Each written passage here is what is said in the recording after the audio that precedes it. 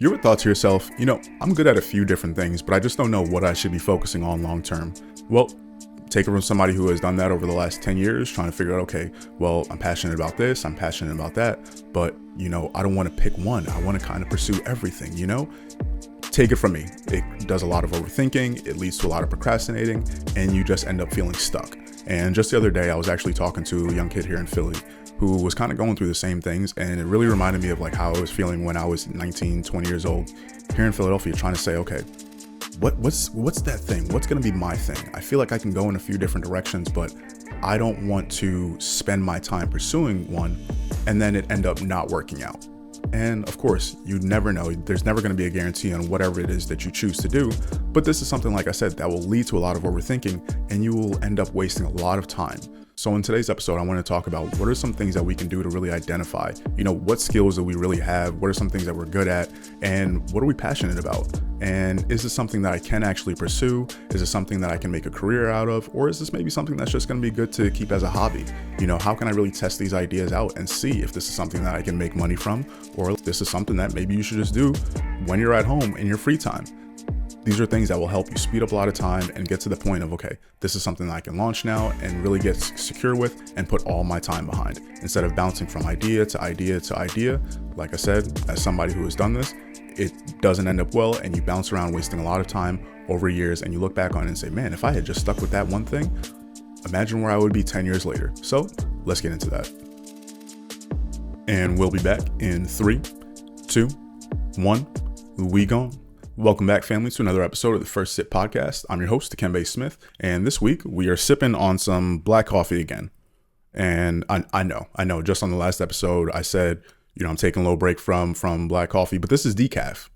I'm trying something different. I've never really tried decaf coffee, right? Now, I know there's still some caffeine in there, but it's very, very minimal amount. So we'll see how this adjustment goes. I'm doing about maybe like 1 or 2 cups a week, if that. So it's a very minor thing, and I felt like I just need a little bit of that coffee taste again to get me going for this episode. So that's what we're doing today, but that's not why we're here, right? Today we're here to talk about what's the skill you need to focus on. So what is that one thing that you have sitting in your back of your head, or the thing that you're currently doing? Maybe you're doing a few different things, right? If I think back to myself at 20 years old, I was doing personal training, I was working at the bank, I was trying to figure out, how to start investing in things at that point.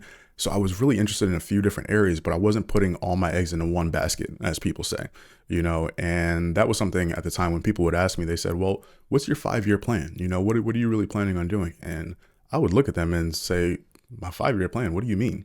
I'm trying to do this, I'm trying to do that. Like, I don't have a long-term plan for just one thing. I'm just trying to see how every week goes, and just take whatever opportunities I can. Because, like I said, as somebody who is super curious and wants to do it all, that seemed like the appealing thing at the time. Fast forward 10 years later, now I'm the person preaching consistency, boring consistency. If you watch my stories on Instagram, and basically what I mean by that is sticking to something that you are finally getting momentum behind, and just truly mastering that skill until you can stack it into another thing. Because, like I said, going through those cycles over and over enough, you start realizing, okay, bouncing from one area to the next, you don't have enough time to build a foundation. You don't really have enough time put into this thing to get enough feedback on whether or not this is your thing. You start telling yourself, maybe because you get one highlight or one low moment, and you say, I knew this wasn't going to work out. Or you get one highlight and it's like, oh yeah, I knew this was going to be the best thing. And then you might do it one more time, or you just stop right there and say, okay, well, I got the highlight, I reached the peak, and now let me go and try something else to get that same feeling again from another area. But what happens if you continue to just put everything into that one field, that one lane, and say, let me see what really happens if I can do this again and again and again? What does the repeated success look like in this one space? And I'm telling you, for me, that was something that I just did. It didn't click in my brain, right? And maybe that was because I was really chasing the financial aspect of it, right? Like, okay, well, I'm trying to pursue the thing that's going to get me to a certain salary that I can live a certain lifestyle, right? So if that meant going from this job to that job, I'm going to do it, right? And honestly, I don't think when it comes to your career, I don't think that's really a bad idea, right? If you see something, if you're in a career and 2 years, 3 years down the road, you see another option in the same field, in the same space that allows you to take your skills that you gained over those past 2-3 years and to continue to build on that. I think that's the same, that I think that's where you really start being able to build and see that success and continue to maintain that momentum and really seeing that growth. Because like I said, if you're not doing that and you're saying, okay, well, I'm going to go, take me for example, I'm going to go from doing gym sales and then I'm going to go into banking, right? Yes, there might be some skill stacking there where you can go from sales to sales, but at the end of the day, you're still having to learn a completely different product, right? So it's not like you're going from one type of gym to another higher level of gym sales, right? Now you're going two completely different industries. So it's going to take a different learning curve for you to now get on board, catch up to everybody else that, that you might be competing with, or, catch up with the rest of the team that you're working with. And all of this takes time, as opposed to the person who is sat at that job, who might have been at the bank for the last 5 years, and they've just continued to progress and climb. They've gotten the promotions, they've gotten the salary increases they've looked for. And it's the same thing that you're chasing after going from point A to point B to point Z, right? You're just bouncing everywhere looking for the same thing. So like I said, sometimes we got to check ourselves and say, okay, well, what really is our plan? What's the long-term, not even really too long-term out, right? I'm not talking 15, 30 years out, but the next 5 years, what do I want to see myself? Where would I want to see myself if I continue to stay in this space, right? If I'm doing sales right now, I'm doing real estate sales, what does the next 5 years look like for me? Will a lot of the people who I'm seeing around, and trying to compare myself to, will they be around here in 5 years? Is that just a distraction? Should I just focus on, like I said, okay, let me focus on my buyers, let me focus on my rental clientele. Let me start building up a seller pipeline. These are things that you can start doing over time. Like I said, if I'm just focusing on what am I doing in my real estate business, this is stuff that I'm telling myself, okay, let me focus on this for the next 5 years and see what that looks like. Don't get distracted. Don't start looking over here where people are telling you, oh, you should start doing, insurance as well with your real estate, and you should start selling this as well with your. To me, I started dabbling a little bit into that stuff. Like when I first got into real estate and I realized, wow, Dikembe, you're doing it again. You're trying to take on way too much on your plate, trying to diversify in every different way, just trying to chase down money. And at the end of the day, you're not really learning what you need to learn. You're not spending the time investing in the different areas where you really need to develop and grow. You're just chasing the next opportunity that people are bringing to you because they may see something in you and say, oh, well, this guy might help me, be able to push this thing or push that. So let me partner up with him, partner up with them, and keep moving it that way. But like I said, it's taking away from things that you should be focusing on, things that you started out with and said, okay, well, what is it? What is my thing going to be? You start taking on other things that you really shouldn't. And you should start getting better at saying that word no, right? The thing that I struggled with for a very long time. And it's funny, right? Like I said, anytime somebody comes to me with an opportunity, I'd be like, oh yeah, let's definitely do it. Let's try to figure out a way to do it. Now I'm sitting here saying, okay, well, I would love to, but I have some things that I got going on right now, and maybe we can come back to this at a later time. Just building up that muscle to say no, right? And it is, for me, it was such a tough thing because like I said, I want to be able to work with everybody. I worry about the way, people think about me and those different things. And it is something that I still have to work on today consistently, because I know when I go out, when I do different things, my first thought is like, man, what are these people going to say? What are they going to think? And I'm not saying that that's a good thing at all. It is something that definitely holds you back. And it is something that will keep you always second guessing yourself, especially when it comes to, like I said, those things that you're focusing on, because now you're thinking, okay, not only am I worried about it, but what are other people thinking, if they don't see the progress or the growth in the things that I said, oh, well, I'm going to put all my time into this.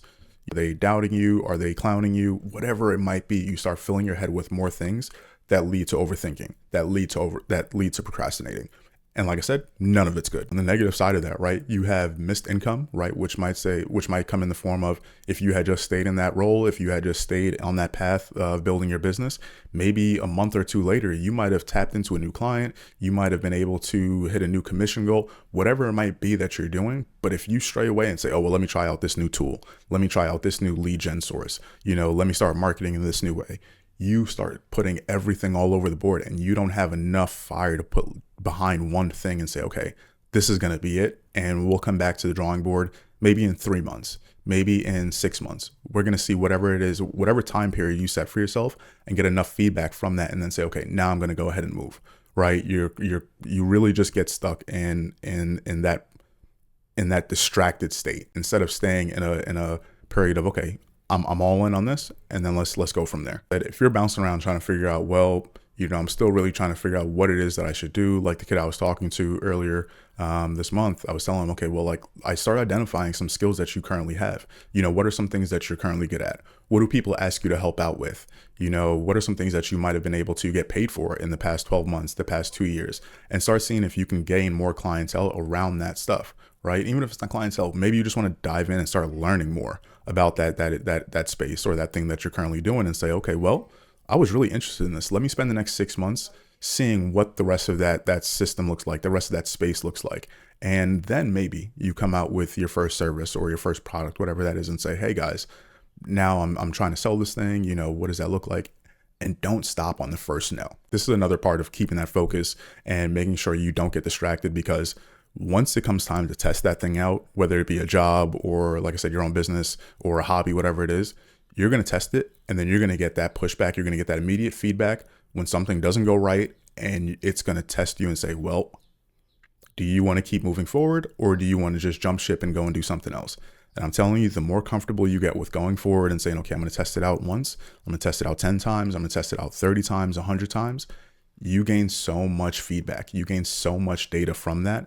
I don't even know how to like really describe it, because until you do it, you won't get the feeling, right? It's like when you go to the gym for the first couple of weeks and you're in there the first week and your body is just broken down. And then week 2, you go back and you're feeling a little bit better. Week 4, it's like, oh wait, now I'm really starting to move, I'm starting to move some weights around. Next thing you know, if you're new to the gym, now you're doing pull-ups, you're doing push, all these different things that your body wasn't able to do just a month ago. But imagine if you had stopped the first week. You wouldn't be there. You wouldn't even know, like I said, what you're capable of, what the real potential is on the other side of that, like that real challenge that you've been avoiding. And that's the thing that I'm saying, like when you're sitting there with yourself and asking, okay, well, should I continue to pursue this? You have to. There really isn't any other choice to know whether or not it's going to work out other than to keep pushing forward. And I know it's cliche. You hear everybody say it, but it's cliche for a reason, as my dad always says to me. So just get the data and then make the decision from there. And then, like I said, start talking to people. Once you start figuring out what your thing is, what it is that you want to pursue for the time being, start talking to people around you, right? You have to now see if this is something that's viable outside of just your own head. Don't stay in your head with it and say, okay, well, this is a great idea. I know this is definitely going to work, and never actually go out there and offer it to somebody or say, hey, what do you think about this? Is this good? Is this bad? Would you buy it? Would you pay money for it? That's when your feet really hit the ground and you start running and saying, okay, well, now I'm out of my head and I have to do something with this. I can't just tell myself this is a good idea for the next 12 months, the next 2 years. Now you're going to market and it's going to be tested, right? And then from there, you're going to know whether or not you should pursue this or for how long you should pursue this. But like I said, give yourself about definitely 30 days, see how you do from there, and then scale that up. Say like, okay, let me do another 6 months if it's something that you started seeing some proof of concept from, and keep it going, right?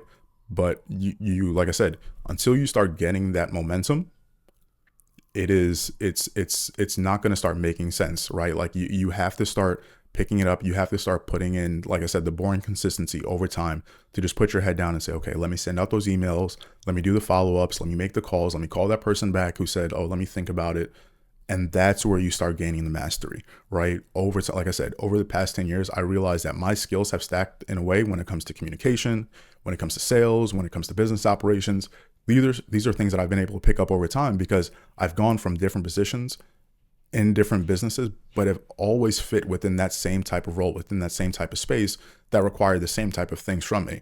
And I'm going to be very honest with you. I did not know any of this or had any of this planned when I was doing it at the time. In my mind, like I said, I saw another opportunity to increase my salary, and it was kind of like a continuation of what I was already doing in a sales space. So I said, why would I not go ahead and do that? Let me take the opportunity and see what I can do. What's the worst that can happen? I can always come back and get this job again, right? So that's what I always told myself.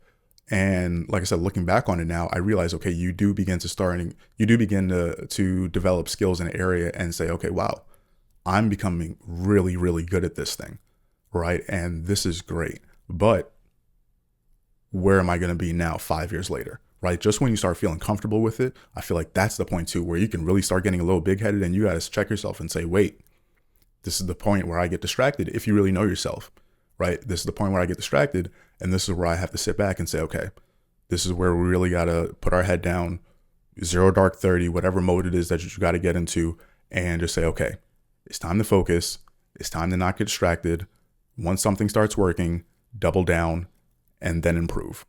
All right. And that's my message for this week, guys. I want to keep it short. I don't want to keep it too long. I don't even know how long this was actually going, but stay tuned with me, like I always say, right? Because I'm going to keep this coming. I want to get back to some of the more of these style episodes where I'm kind of just, riffing off some things that I was feeling. So you guys let me know what you thought about this in the comments. If you're listening to the audio, if you don't know, I do release this on audio as well on Apple Podcasts and Spotify. So check that out over there. Subscribe to it. To my faithful audio listeners, I apologize for dropping the ball on the uploads the past couple of weeks, but we're back up and we're running. So guys, as I always say, thank you for listening.